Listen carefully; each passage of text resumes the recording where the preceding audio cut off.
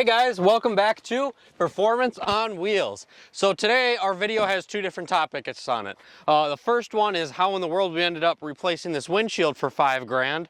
And the second one is the Land Rover Defender experience. Well, not just the Defender experience, but the Land Rover experience.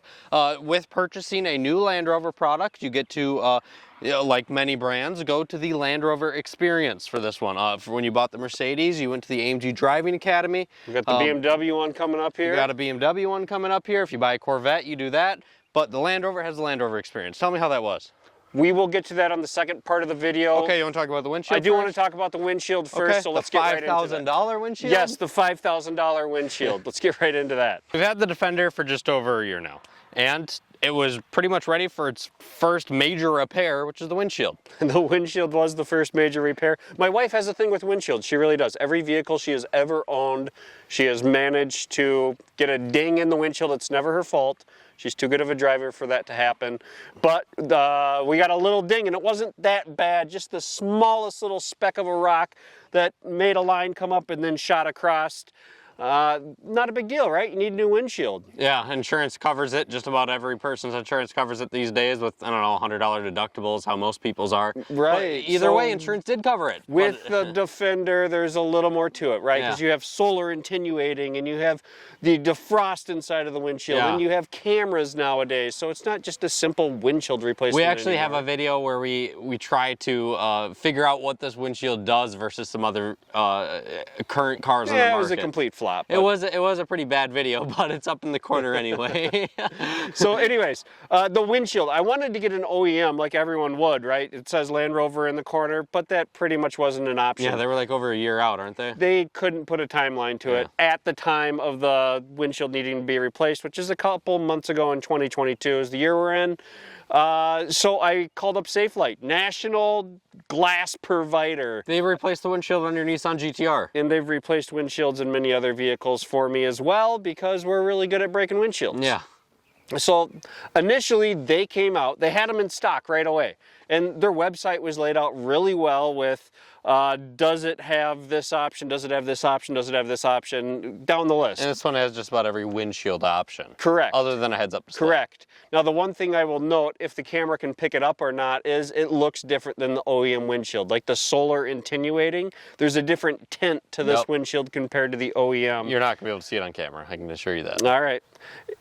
It was like a $1,000 windshield replacement. Not out of the ordinary. Pretty much on par for new. Where's the $4 from? We're getting there, but it's pretty wild how that works out. We'll stay tuned for this. It gets good. So anyways, the first crew from Safelite came out to our house. Had the garage ready for them. It was cold out, had the heat turned on. The garage was up to temp, ready for their windshield replacement. They came out and they're like, oh dude, this thing's sweet. This is the Bronco. It looks like a Bronco. No, it's the Defender. This is the Land Rover Defender. And we talked cars, they like cars. It just so happened to be 2 years later, the exact same guy that replaced the windshield in my GTR. So I knew the guy, I trusted the guy. Yeah. And they started looking around and they're like, oh yeah, how did I don't really know how this comes apart. And then they look at the camera, they're like, yeah. So needless to say, they're like, you're gonna have to go in shop, right? They didn't inspire much confidence. They said that like over 100 systems need to be reprogrammed or something. I don't even remember, but they told me I had to go in shop. I did my due diligence at this point. I reconfirmed that the OEM wasn't available because I figured if I was going through at least someone the dealer was recommending, I'd have a better shot of the Land Rover dealer recommended Safelite. No, the Land Rover dealer recommended their own collision shop. Like they don't replace the windshields at the dealership. They have their body shop that they use. At least in Minneapolis, that's the case. And again confirmed I wasn't going to get a windshield. At this point the crack had spread. I know I had to address it. I couldn't wait. It was halfway across the windshield already. So I scheduled an appointment with Safelite. But I also call Safelite, which you get this national number, and it was a big mess, but I finally ironed down to get to a local store and ask them very specific questions. Do you guys know what you're doing? Do you know how to remove the trim? The installers came out to my house and they told me they were not confident in how to do this, but the in-shop people would know. So I had these specific conversations that, oh yeah, of course we do. This is what we do. We're experts, we're pros. Yeah, they are. And okay, that's great. Thank you for clarifying that. The second part of the question that I had for them is, do you guys have the ability in the computer system to reprogram the windshield after it is replaced? Oh yes, of course, we do it all day. This is what we do. We're pros. We're the Safelite people, auto glass people. Yeah. So we get to the shop, we drop it off, all is well. Later that day, I go to pick up the car. Prior to going in and getting my keys, I did a quick walk around. I first went to the inside of the car and I noticed that we had some scratches right up here on this trim piece. And I also happened to notice right over on the passenger side, right in this area here, there's a gouge in the paint right on the caul right up front here. Which it's made me look around a little more, right? So I start looking around a little more and I'm looking over on these other trim pieces on the side. These guys. And I'm noticing that there's some little nicks. And I start pushing them a little bit and I can see some more nicks underneath there. I go to the other side and I see some nicks over there. So at this point I'm doing everything to not just absolutely freak out on these people. I gain my composure, I go inside and I said, I'm here to pick up my vehicle. Oh, great, yeah, let me get your key fob. Actually, we have some issues. I said, I'm noticing some damage to my vehicle and I'm noticing some scratches. Oh, are you talking about up front? Oh, yes, I actually am. Oh, yeah, that was there. That was actually there. I'm glad you brought it up. We took a picture of it even. I was like, this was not there. This is absolutely not on my car. The car is flawless. There's not a nick, ding, scratch anywhere on this vehicle. At this point, the car had like 10,000 miles on it. Right. Like it's a brand new Land Rover. It's never been off-road. I know we haven't taken it off-road.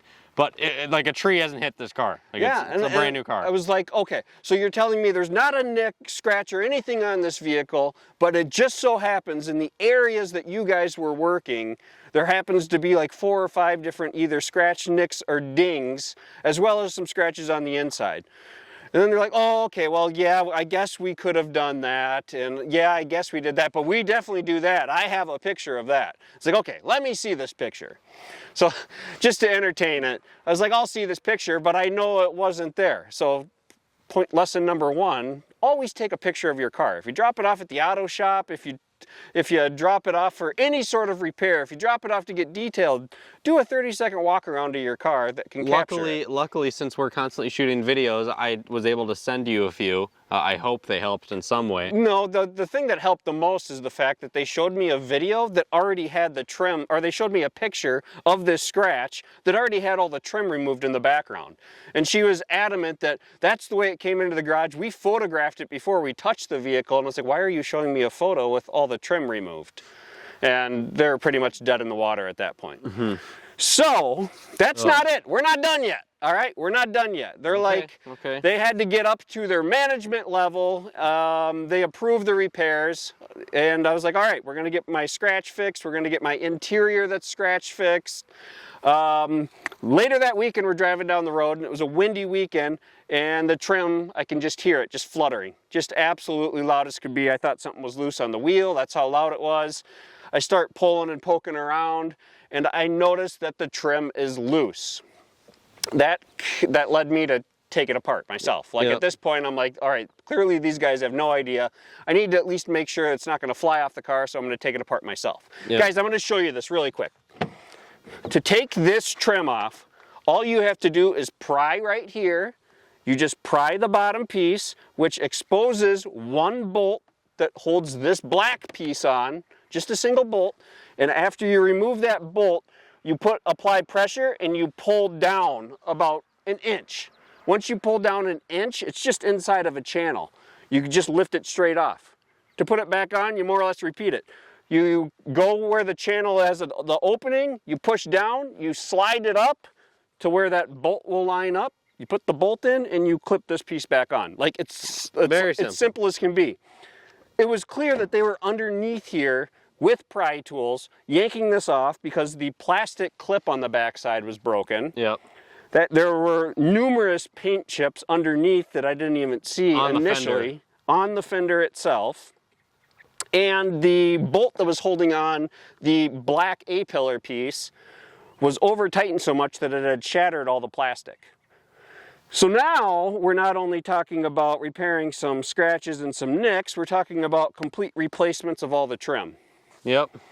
Are we understanding how we got up to a $5,000 windshield repair yet? And there's chips out of the fenders. Yep. So we have a repaint on the call. We have new trim on both sides. Repainting involved, obviously, and a new trim piece. In addition, so they also managed to get some foam in front of the camera, so they had to take everything back apart and take that foam out. But their computer system was not able to program the cameras. Even though they said they could? Yes. Wow. So I had to go to the dealer. And this just makes it all the more fun. Yep. I randomly went to the dealer on the exact day that Land Rover was making the switch from from their normal computer system to a cloud-based system. So Okay. any update, any software is all through the cloud now versus Yep. being hardwired into a vehicle. Yep. So it ended up being like a 2.5-day process for them to figure out how to pull the software, how to reprogram. They were Did wondering... you get a nice loaner at least? No. They were wondering if the windshield was the issue because it was aftermarket, so it was a big ordeal. Like, it was this massive ordeal to get the windshield replaced. I know there's a lot of stories out there similar to Land Rover windshields. And keep in mind, this windshield also, by replacing this windshield, it actually fixed an issue that sounded like gravel. Once we got above about 50 miles an hour, it would sound like gravel was hitting the windshield. Very good feeling that it's something to do with. Either the trim or the glue from the factory, something along those lines. I don't think the actual windshield would change that. No, it had to be the installation of Yeah. it. Yeah, I don't think it's the actual windshield either. It doesn't make sense to my brain. Anyways, that's our $5,000 windshield. We're gonna get in to $5,000 in repairs in under 15,000 miles. Are you gonna sell it now? I mean, it's so unreliable. It's not really unreliable. I mean, it was a bit of a hassle. I'm joking, Land But- Rover, unreliable. Yes, $5 grand in repairs. And because it went to the dealership, if I were to take the JD Power assessment and say that it went to the dealership, there's another check box in the trip number 3, definitely unreliable. Guys, we're gonna get into the Land Rover experience right now. Hope you guys got something entertaining, maybe some information out of this video that could have helped you in any way. I'd really appreciate it if you guys would be willing to take the time to subscribe, comment, and I look forward to seeing you guys in the next video.